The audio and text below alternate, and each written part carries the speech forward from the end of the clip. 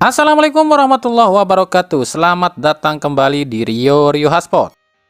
Kita awali edisi kali ini dari hasil sidang Komdis PSSI. Udah lama juga sih kita nggak bahas soal sanksi dan denda Komdis ini. Nah, sekarang PSSI kan pakai wasit asal Jepang nih, dan juga kabarnya kan akan pakai VAR juga, yang otomatis PSSI lagi butuh banyak duit nih. Jadi kemungkinan sebelum VAR ini dipasang ya, target utama kumpulin duit ya dari kartu. Contoh aja pakai wasit Jepang kemarin. Wasit Jepang ini kok kayaknya gampang banget ya keluarin kartu ya. Mungkin dia ini nggak tahu kali ya kalau di Indonesia ini kartu kuning dan merah itu ada duitnya. Ya emang sih kalau di Liga Jepang kan emang nggak ada duitnya tuh kartu kuning dan kartu merah. Nah kalau di Indonesia mah bejibun duitnya tuh kartu. Atau mungkin para wasit Jepang ini udah tahu, udah dikasih tahu kali ya. Makanya dia ini gercep banget nih ngasih kartu. Tapi ya udahlah ya. Yuk kita lihat aja nih ada denda apa aja sih dan siapa aja yang kena sanksi dan denda dan berapa sih totalnya. Yang pertama, Bali United didenda 50 juta, pelanggarannya 5 kartu kuning dalam satu laga saat lawan Arema. Yang kedua, PSM Makassar didenda juga 50 juta, pelanggarannya 6 kartu kuning dalam satu laga saat lawan Persib Bandung. Yang ketiga, Persija Jakarta didenda 30 juta, pelanggarannya adalah adanya penonton yang masuk ke lapangan saat lawan Persita Tangerang. Yang keempat, Persib Bandung didenda 25 juta. Pelanggarannya adalah adanya supporter away saat lawan Dewa United. Entar dulu nih, ini beda nih.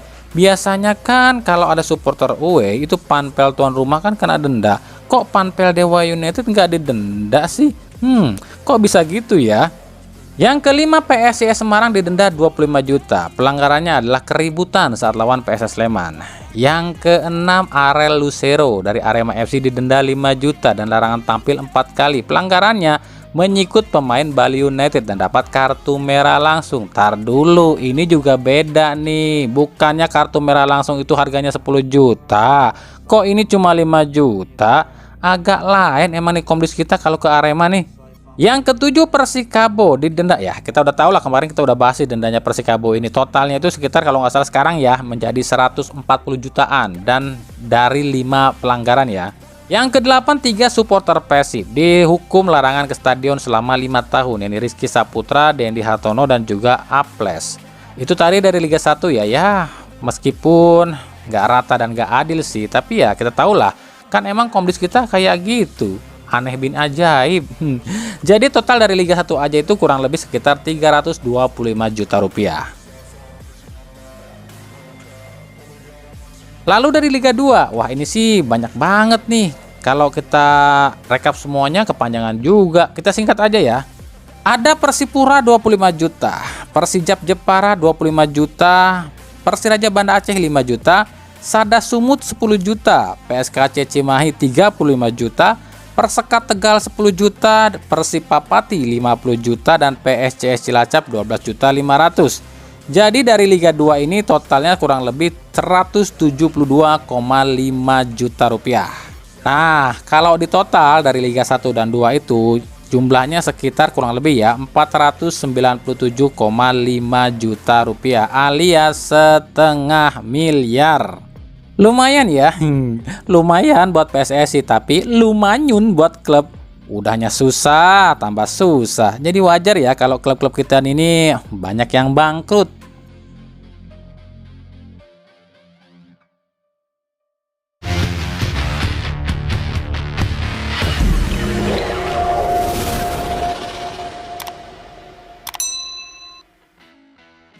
Dari Timnas Indonesia, kemarin kan Sintayong udah bilang nih kalau 2 pemain Borneo FC, ini Nadeo dan Lili Pali, nggak dibawa ke Piala Asia maupun uji coba nih.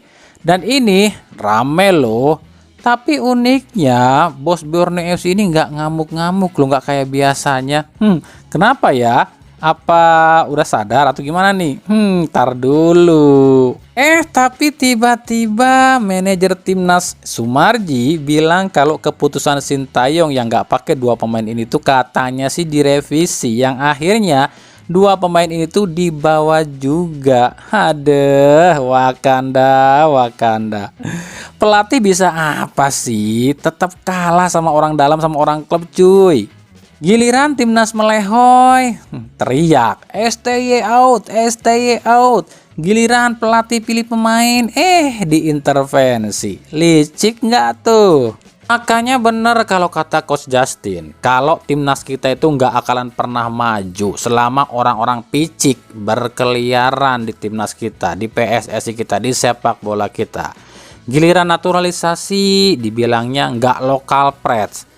Giliran timnasnya bagus, ngakunya pemain saya tuh, pemain kami tuh. Giliran timnasnya jeblok, STY out, STY out. Nah giliran pelatih milih pemain, diintervensi. Aduh, capek deh. Wakanda, Wakanda.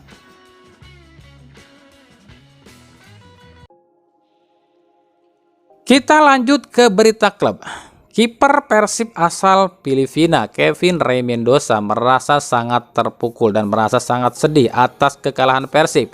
Bahkan di laga debutnya dia harus kebobolan 2 gol. Dia tahu para fans Persib pasti kecewa pada dirinya, padahal udah dipercaya menggantikan Teja, tapi malah beri kekalahan pertama di 14 laga Persib. Tentunya saya merasa sangat sedih. Ini pertandingan yang sulit bagi seorang kiper karena kebobolan 2 gol, ujar Kevin. Tenang Vin, maneh mah geus alus di laga debut mah. 7 kali save, akurasi passing 91%, passing sukses 21 kali dan hadangan 6 kali. Ini statistik paling tinggi loh dari semua kiper Persib yang jalani debut perdana di Persib.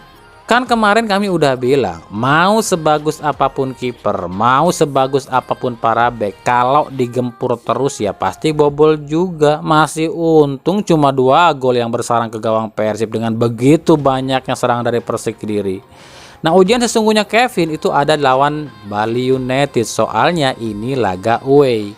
Tapi justru sebagian bobotoh mempertanyakan soal Beltrame. Apa masih butuh adaptasi atau gimana nih? Sebagai catatan, Madinda butuh 3 laga buat adaptasi di Persib. Apakah Beltrame ini butuh 1 laga lagi buat adaptasi? Tapi kan kita tahu bobotoh itu orangnya nggak sabaran. Tuh buktinya di laga lawan Persik Kediri aja banyak bobotoh yang neriakin nama Madinda, Madinda. Madinda, Madinda, Madinda, Madinda, Madinda, Madinda. Iya nya, ujang-ujang nu kararasep, akang-akang nu bararager, teteh-teteh nu gareulis, sing sabar atuh, kasih kesempatan dulu buat Beltrame ini. Toh Hodak juga cuma ngasih waktu 6 bulan aja kok, yang artinya Hodak aja nggak percaya 100% sama Beltrame, ya kan? Kalau nanti masih ada yang nanya dan debat sama kami, kenapa Boyan Hodak ngebuang Levy dan bilangnya butuh pemain yang lebih nyerang dan bisa cetak gol? Ya kami nggak tahu, itu kan urusannya pelatih. Tapi yang kami tahu itu bukan Persib yang nggak mau ngontrak Levy, itu yang kami tahu ya. Tapi agen Levy-nya memang udah keburu ngejual Levy ke klub lain. Kalau nggak salah sih Sabah FC gitu, kalau nggak salah ya. Jadi ya Persib nggak bisa lagi dong mengontrak Levy karena emang udah dibeli klub lain. Gitu merenya teuing lieur aing mah. Sigana mah kudu ganti nomor si Stefano Beltrame ieu kan nomor 10 merenya. Stefano ini kan udah kebiasa pakai nomor 10. Meureun eta oge. Bicara soal Levy Madinda, ini ada salah satu klub Liga 2 Bekasi City FC yang kabarnya pun tertarik buat mendapatkan Levy Madinda. Dilansir dari harian okezone.com, bos Bekasi City FC ini udah pede kalau Bekasi City FC ini akan lolos atau promosi ke Liga 1 musim depan. Sampai-sampai udah ngincer pemain asing buat di Liga 1 musim depan. Siapa aja ya? Tentunya selain EJCL Duasel yang akan terus dipertahankan, ada 2 punggawa Persib yang masuk dalam daftar mereka, yakni Levy Madinda dan Daisuke Sato. Lalu juga ada Wander Luiz, top scorer sementara Liga Vietnam pun masuk, sementara 2 sisanya pemain asing adalah pemain asing baru. Menurut harian ini, alasan Putra Siregar memilih pemain asing-asing ini sebab para pemain asing ini tuh selain permintaan dari EJCL Duasel, tapi juga karena Putra Siregar ini menilai kalau pakai pemain asing full baru di Liga 1 ini terlalu beresiko. Makanya Putra Siregar mengincar pemain-pemain asing yang sudah pernah atau berpengalaman di Liga Indonesia. Ya, untuk kejelasan dan kebenarannya kita lihat aja apakah benar Bekasi City FC ini akan lolos ke Liga 1 musim depan, dan apakah benar pemain-pemain asing yang dirumorkan ini akan direkrut oleh Bekasi City FC.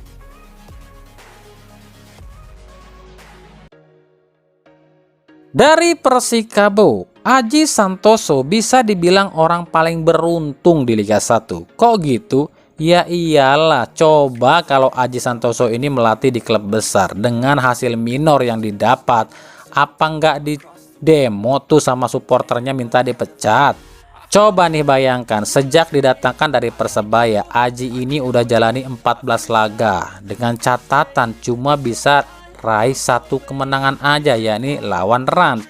Sisanya 4 kali imbang dan 9 kali kalah. Ini kalau di klub besar, udah abis dihujat Aji Santoso. Lucunya saat kalah lawan Persita Tangerang, Aji Santoso justru nyalahin pemain yang bilang pemainnya ini tuh bodoh, nggak bisa serap atau menerapkan instruksi dari dia. Lah kan pemainnya situ yang milih, gimana sih? Ya buat Persikabo sih atau Kabomania ya, berharap aja Liga 1 musim ini tuh acak adut dan tiba-tiba yang terdegradasi cuma 1 tim, jadi bisa aman deh. Tapi kalau Erick Thohir tetap ngotot yang degradasi 3 klub, ya wassalam.